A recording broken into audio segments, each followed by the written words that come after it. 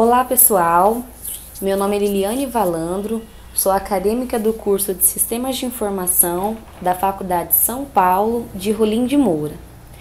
Essa videoaula foi feita para a obtenção parcial de nota bimestral do estágio 3, ministrado pelo professor Marcos Siqueira.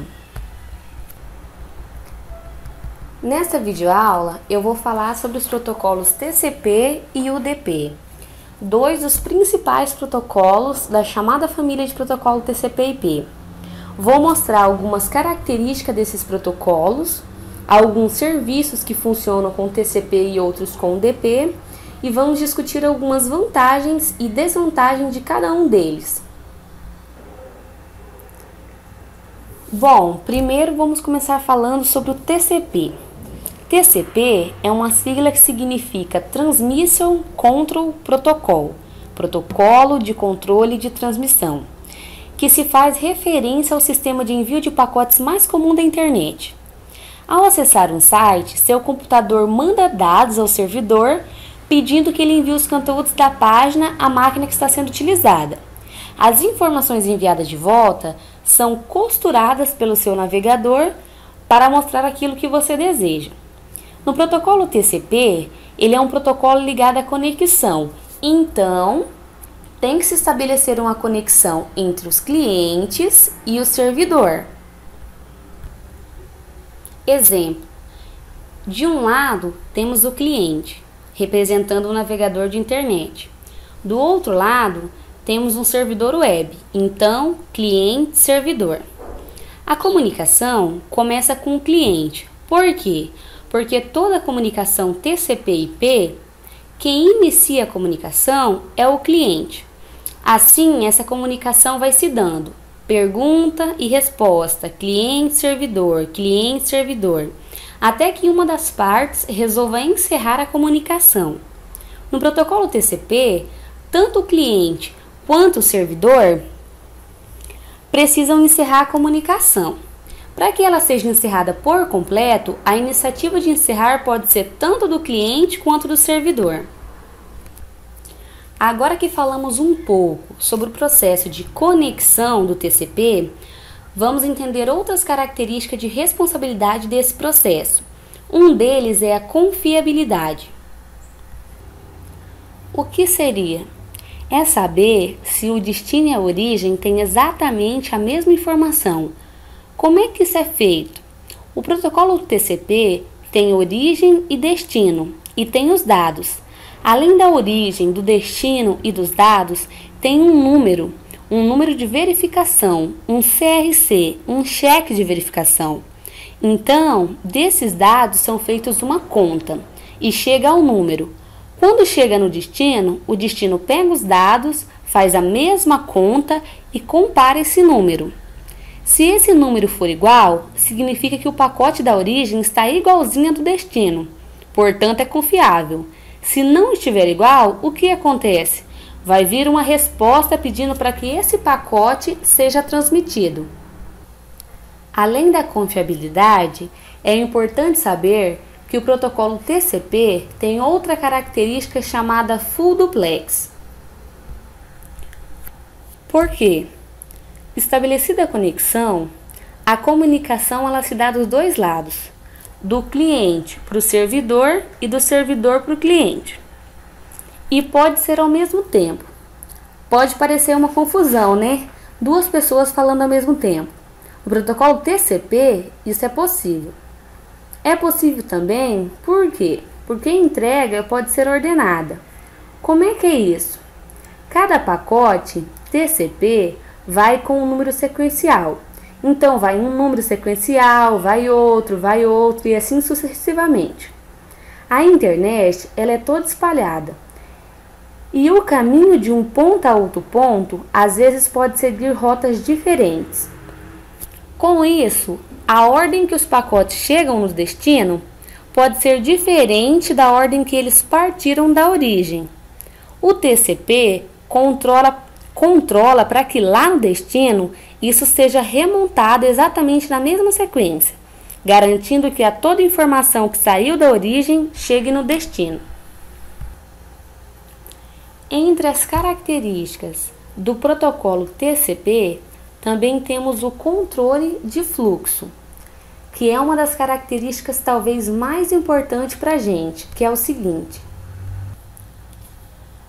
um equipamento enviou um pacote e ele aguarda do destino a resposta dizendo: ó, esse pacote chegou íntegro. Se essa resposta não vier, ele envia de novo e assim fica, envia de novo até que venha uma resposta: não, chegou íntegro.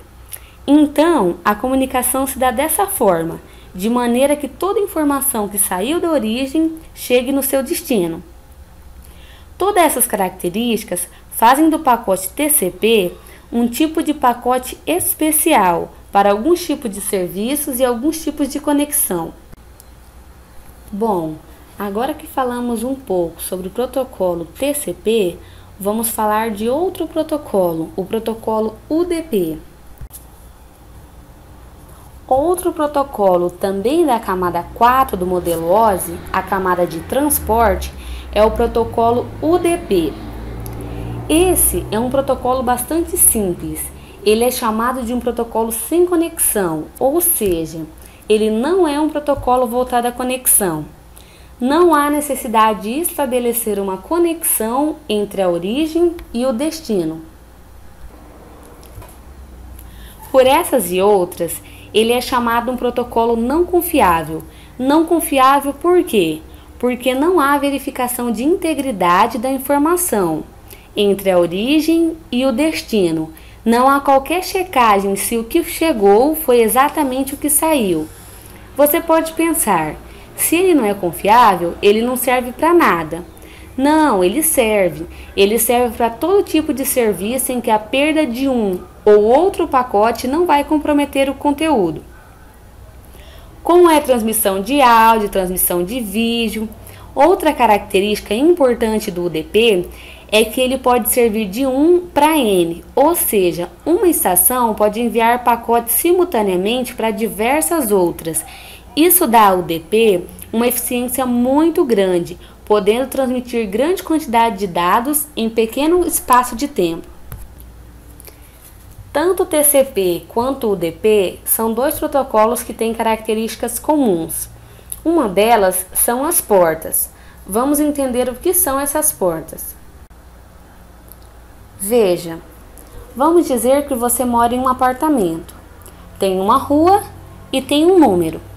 Assim como todos os vizinhos moram nesta mesma rua e neste mesmo número. Mas cada um de vocês mora em um apartamento, de maneira que eu consiga me comunicar de maneira distinta com cada um de seus vizinhos e inclusive com você. Essas portas no pacote TCP e no pacote UDP, dos protocolos TCP e IP, usam 16 bits, o que dá da porta 0 à porta 65.535. O que é isso? Cada uma das máquinas, você já sabe, usou o protocolo IP para comunicação. Tinha um IP de origem e um IP de destino. Mas para poder haver mais de uma comunicação, mais de uma transmissão de dados da sua máquina para vários servidores. Afinal, você pode ao mesmo tempo baixar uma música, baixar um vídeo e por aí vai, várias comunicações.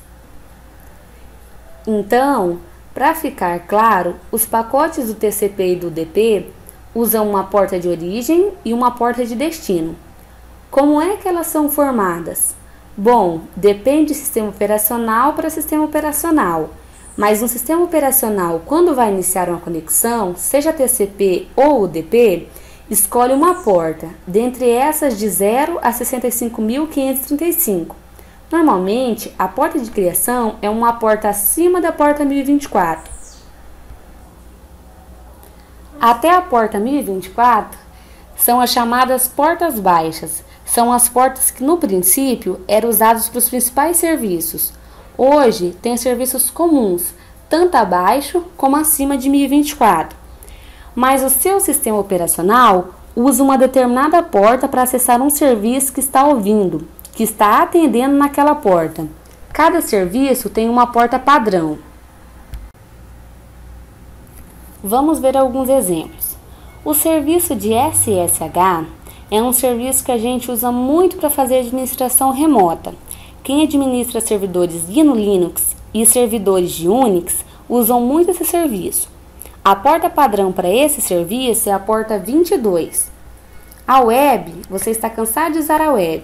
A web, que usa os protocolos HTTP e HTTPS, também tem portas padrão. O HTTP funciona na porta 80 e o HTTPS na porta 443. Cada um desses serviços pode funcionar em qualquer porta, mas essas são as portas padrão. Serviço de DNS usa a porta padrão 53. Muito bem. Porta de origem, porta de destino, se estabelece a comunicação, seja do protocolo TCP, seja do protocolo UDP, cada um com suas características. Então, se o serviço exige integridade da informação, como é o caso do HTTP, como é o caso do HTTPS e do SSH, o protocolo que é usado é o protocolo TCP, aquele que é voltado à conexão. Se o serviço stream de vídeo consulta do DNS que não exige integridade, por que não exige integridade? Consultou o DNS, veio informação que não está de acordo, consulta outra vez. Então, a consulta de DNS usa a porta padrão 53 e usa o protocolo UDP, aquele que não faz a conexão, não garante a integridade. Mas veja, no DNS acontece uma peculiaridade interessante, que é o seguinte: quando a gente tem dois servidores de DNS, um servidor chamado secundário, ou escravo, ou slave, que é um servidor reserva, ele precisa receber as informações de configuração do servidor primário. Esse recebimento de informações precisa ser íntegro. Então, a transferência dessas informações, que é chamada de transferência de zona, precisa usar o protocolo TCP para garantir a integridade. Então, você percebeu que cada protocolo, cada serviço, diante das suas características, vai usar um determinado protocolo, ou voltado à conexão ou não voltado à conexão. Outro dado importante, que se costuma falar disso, é o custo. Não é um custo financeiro, não é dinheiro, mas o serviço que usa o protocolo TCP, como tem toda aquela história de envia, recebe a confirmação que chegou íntegro, envia outro, recebe a confirmação de que chegou íntegro, tem um custo maior da infraestrutura de rede. Já o UDP, que não faz qualquer verificação, tem um custo menor. Mais quantidade de dados podem ser transmitidas, porque não precisa de toda essa verificação. Então, a comunicação UDP tem custo menor. Bom, pessoal, é isso aí. Espero que todos tenham entendido. Até mais.